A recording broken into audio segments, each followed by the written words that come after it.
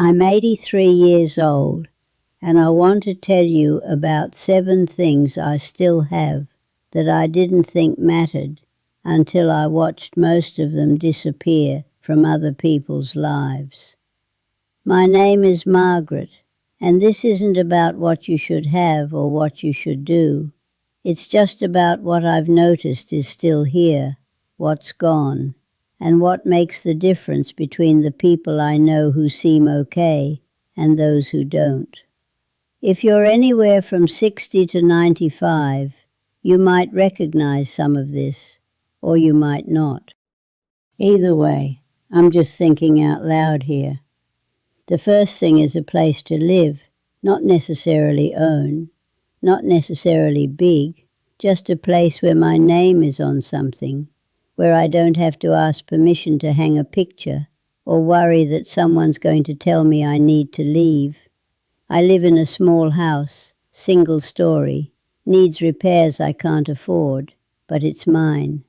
My name is on the deed, and that matters more now than I thought it would.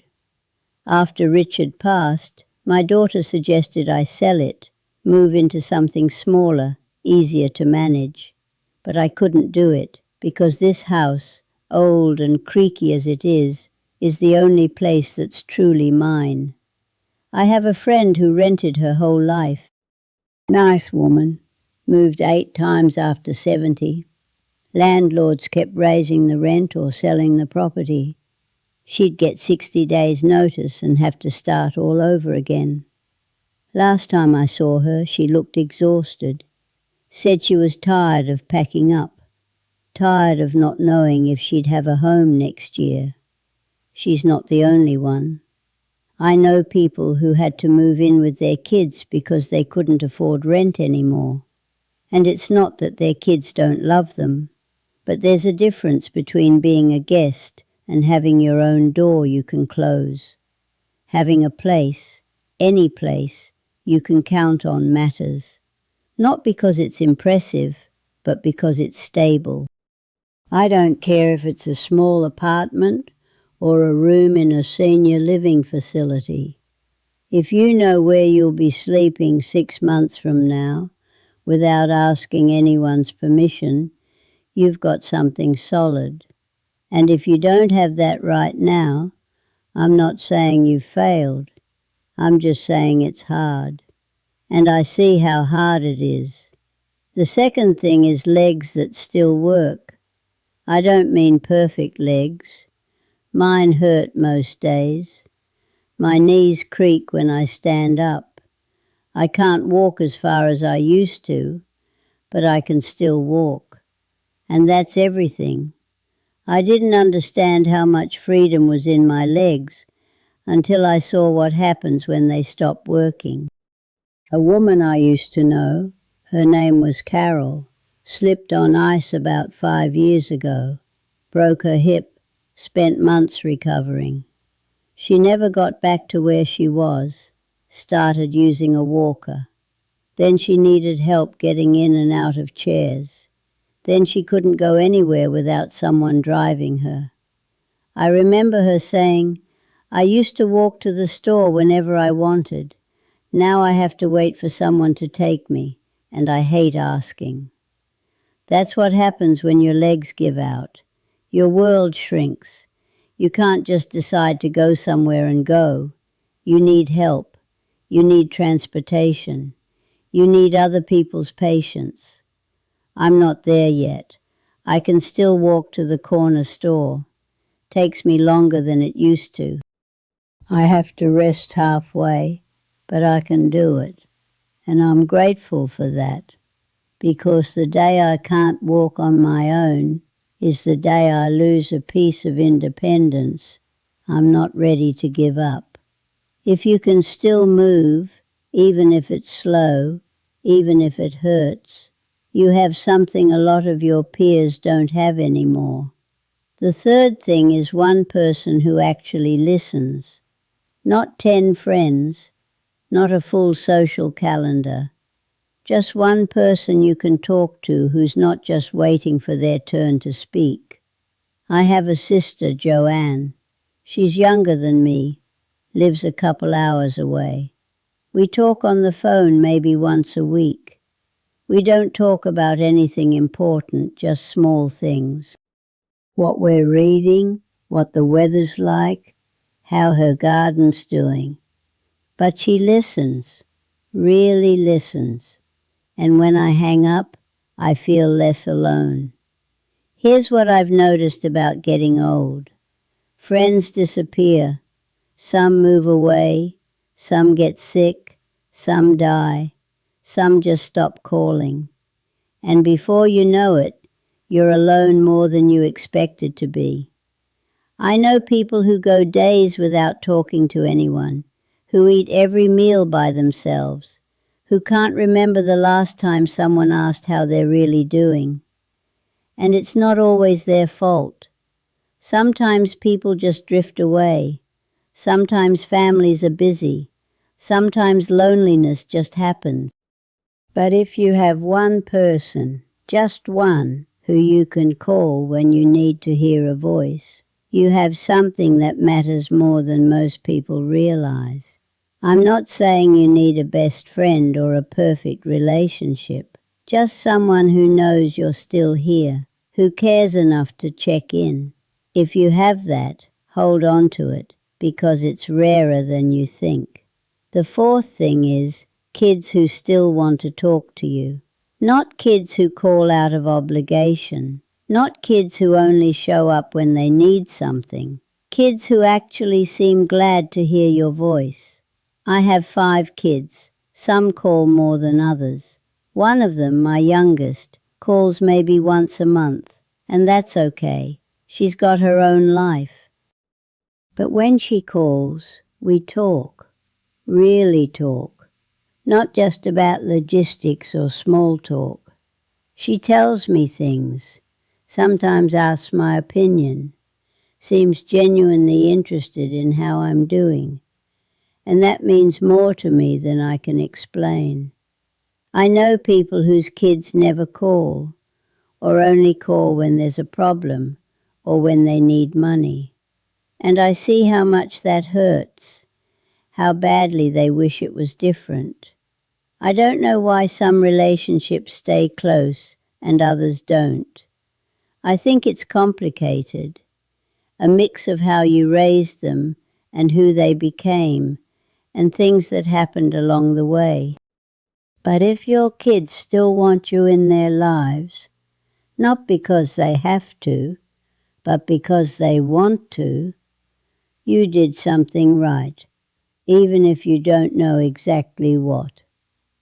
And if that's not your situation, I'm not judging. Families are messy. Relationships are complicated. Sometimes things don't work out the way you hoped. But if you have that connection, it's worth being grateful for. The 5th thing is enough money not to panic. Not wealth, not luxury, just enough that you're not lying awake at night wondering how you'll pay for groceries or medication. I'm not rich. I live on Social Security and a small pension from one of the jobs I had years ago. It's not much, but it covers the bills, keeps the lights on, buys food, and that's enough. I know people who aren't as lucky, who worked their whole lives and still ended up struggling, who have to choose between medication and food, who rely on help from their kids and hate having to ask. It's not fair, and it's not always because they did something wrong. Sometimes life just works out that way. But if you have enough to get by, just enough to cover what you need without begging, you have a kind of dignity that money can't buy after the fact. I remember when I retired, I was terrified I wouldn't have enough, worried about it for years. Turns out I have just enough, barely, but enough. And that changes everything, because I'm independent. I'm not a burden. I can take care of myself. If you're in that position, you might not think much about it, but it's worth noticing, because it's a gift. Now let me tell you about 2 more things I didn't expect would matter as much as they do. One is the ability to sleep without carrying anger. I don't mean never getting upset. I mean not going to bed every night replaying old arguments or hating someone from 20 years ago.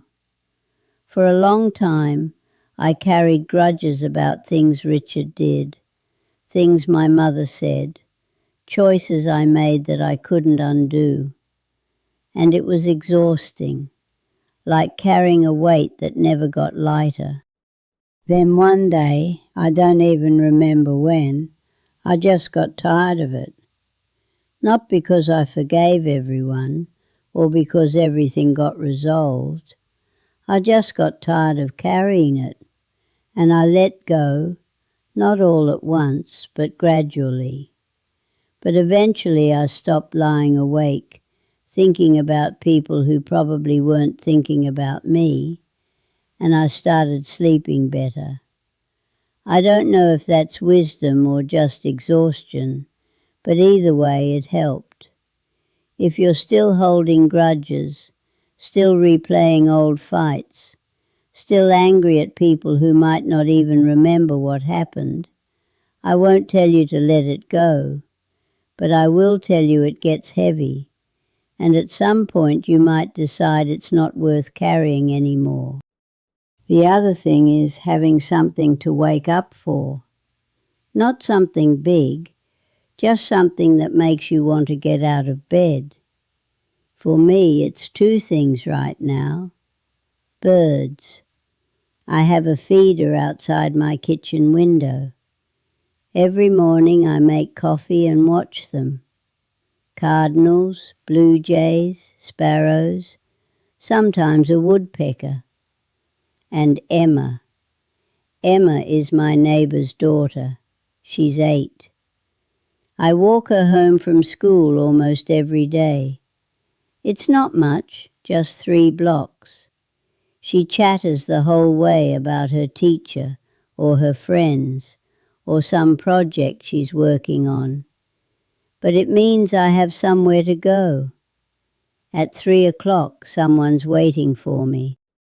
On days when I'm tired or my legs hurt or I think about just staying home, I remember that Emma will be standing there waiting, and I get up, get ready, go, because she's counting on me and I don't want to let her down.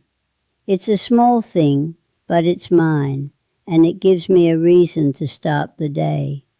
I know this might sound silly, but when you're my age and you live alone and there's no job to go to and nobody depends on you, you need something. Some people have routines, some have hobbies, some check in on someone. It doesn't matter what it is, it only matters that it's there. Because the people I know who've given up, who don't have anything they look forward to, they fade fast. Not from illness, just from nothing. From waking up and thinking, why bother? I'm not there yet. I still have my birds. I still have Emma waiting for me at 3 o'clock. I still have my sister's calls. I still have the little things that make me think, today matters. And as long as I have that, I'm okay. So those are the 7 things.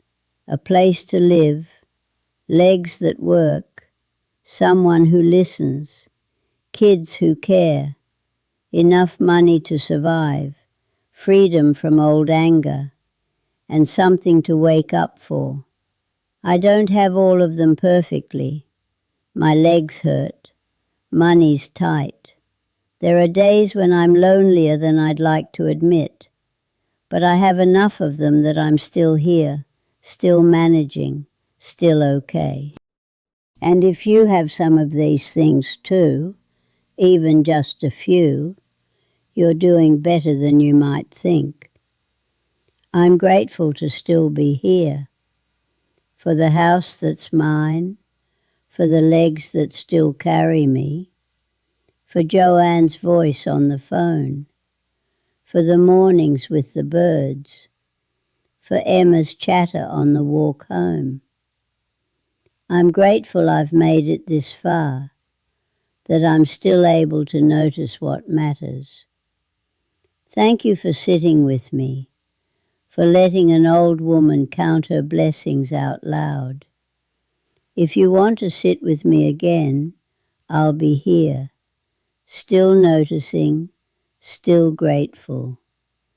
Take care of yourself, whatever that looks like for you.